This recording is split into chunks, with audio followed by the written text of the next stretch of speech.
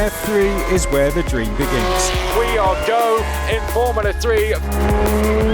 Stepping into the 2026 season, FIA Formula 3 introduces a new generation of talents in motorsport on their journey to becoming part of the racing elite. 30 of the brightest young drivers from across the world will battle wheel to wheel for glory on the biggest stages of world motorsport. The racing is going to be super exciting, but it's going to be super close. 30 cars, there's a lot of action, I think, up and down the grid. You know, there's never a dull moment. A brave move round the outside, perfect execution. The hottest, youngest drivers coming through, very unpredictable, you don't know what's going to happen. Yeah, it's a very cool championship. Racing next to Formula 1 is a dream come true, and hopefully in a few years I'll be there as well. F3 consists of 10 teams, each featuring 3 drivers. 2026 sees the introduction of 16 fearless rookies who begin their journey on the road to F1. If you want to see an upcoming world champion, I would back someone like me, and I'll work hard to prove them. It's a dream come true to be in F3. Been looking forward to this for a long time. Ready to face some of the world's most iconic tracks for the first time in their career. I'll try to bring the best show as possible on and off the track, because I'm going to win the championship and I'm going to fight for it.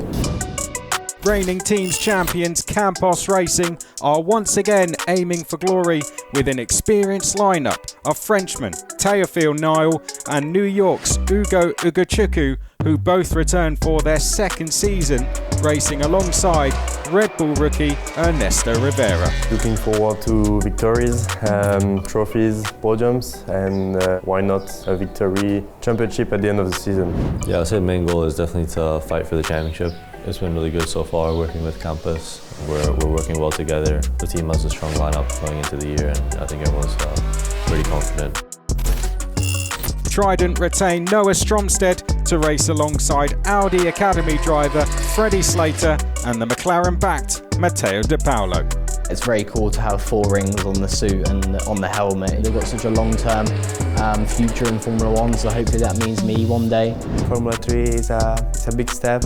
Of course, like career drivers to win the championship, but I think we got all the tools to do it. With a full house of Formula 1 affiliated drivers this season, MP Motorsport field rookie Red Bull junior Matteo Colnaghi alongside the returning Ferrari-backed Tuukka Tappinen and Williams Academy driver Alessandro Giusti. Academy-wise, obviously they've seen a lot of drivers come up the ranks and get to Formula 1, so hopefully they can guide me through that process and obviously tell me where I need to improve and what I'm already quite good at, and so I can work on myself.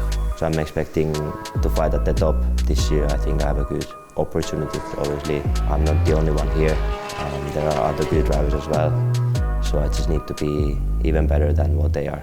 French outfit ART Grand Prix have opted for an all-new lineup with Japan's Taito Kato and Kanato Lee racing alongside Poland's Maciej Gładysz. I mean, every round is always different, so enjoy as much as I can, because it could be maybe one life opportunity, so I'll be working hard with the team to be at the top.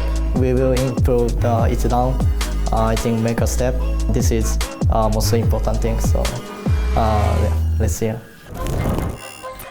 Bruno Del Pino returns for his second F3 campaign with Dutch outfit Van Amersfoort Racing, and will have 2 rookie teammates to contend with in the form of Hiyu Yamakoshi and Enzo Deligny. So, of course, second year driver, and I think I'm in a very good position now to be fighting for the championship. So that's obviously the main idea, the main goal, and just going race by race, trying to maximize everything, every race weekend, and then from so on, we'll see what the goal is. Looking forward to just having a good competitive first year with Van Amersfoort.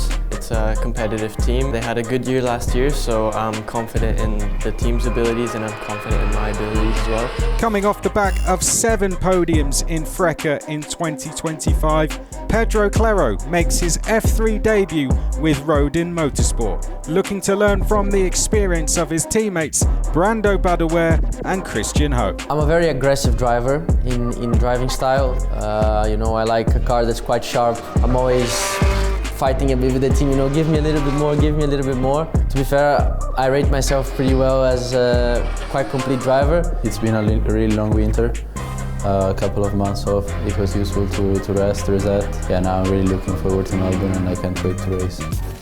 Jose Garfias jumps back into F3 following his debut at Barcelona in 2025.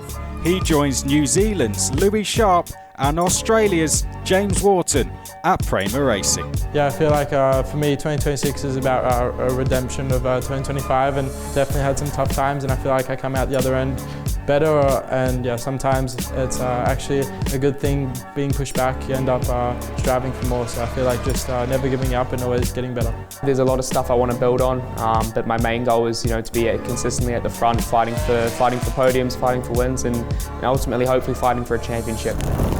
Hi-Tech have chosen to bring in fresh faces, fielding the team of Michael Shin, Jin Nakamura and Red Bull Junior Finn McLaughlin as they push to fight at the top. It's quite special to have someone as big as a brand as Red Bull to be behind you is amazing, and to have their support and belief in me is something you can't really get in the sport, and yeah, I'm just proud to be a part of it, and I'm going to try and make them as proud as I can. My driving style, I think, aggressive. I like to show my speed. Brad Benavides, Yevon David and Fernando Barrichello return as familiar teammates with AIX Racing in 2026. Having raced together in previous competitions, the trio provide a combination of experience, passion and racecraft to the grid. Obviously we're going to be competitive, we want to beat each other, but we've known each other since 2024 as teammates, so when it comes to the race and we're wheel to wheel, obviously we're not going to back out because we're racers, but off track we can definitely work together as a team. In such a competitive championship, it's important. I'm sure we'll have very good moments throughout the season, so just I'll give it my all in any moment, and I expect to be fighting for big things. While Dam's Lucas Oil mix experience and youth to round off the grid, combining the proven talents of Nicola Lacorte and Gerard Shee with newcomer Nandavud Birumbakti. Yeah, as I'm the only rookie in the team, I try to ask for a lot of advice from my teammates. Everyone wants to beat each other and wants to win, but at the same time you need to have that sort of balance, right? To also have a good relationship with your teammates. I really like to be wheel to wheel, find overtaking opportunities that really exist. I go by instinct a lot. Launching from 0 to 100 in 3 seconds and hitting top speeds of 300 kilometers an hour, all F3 cars are built to the same specification and powered by bespoke V6 Mechachrome engines running on Aramco on 100% sustainable fuel. Racing together with F1 is always quite special, together in the same paddock, racing in the same, tracks. Formula 3 will take on 10 rounds of the 2026 F1 calendar, starting in Melbourne before heading to Bahrain, then continuing to a collection of renowned European circuits. Melbourne, Australia, and Albert Park is where I grew up, and I've been to so many races there when I was young. Now I get to race there. Last year was a surreal experience. All the fans there supporting me, and I just can't wait to get back there this year. Monaco, obviously that's one everyone wants to do well at. It's just about getting that perfect lap. Spa is one of my favorite tracks. You have a good opportunity for the overtakings, and the qualifying is always a bit hectic.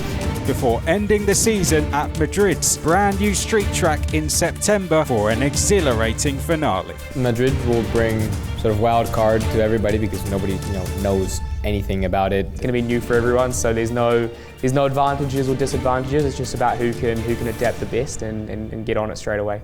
Each weekend runs from Friday to Sunday and includes practice, qualifying and 2 races, and each session brings an opportunity for competitive racing chaos.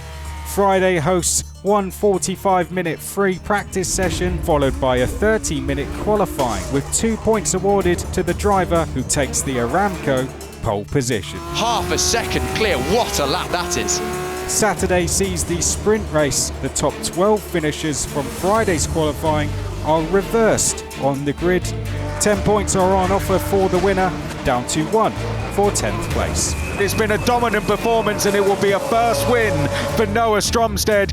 The spectacle of the feature race takes place on Sunday ahead of the Formula One Grand Prix. And we are go for the feature race here. Nicholas Orlov will come across the line to win at the Red Bull Ring, where drivers battle for up to 25 points, with one additional point going to the driver with the fastest lap time for both races, provided they finish inside the top 10. 30 drivers, 10 rounds, one mission.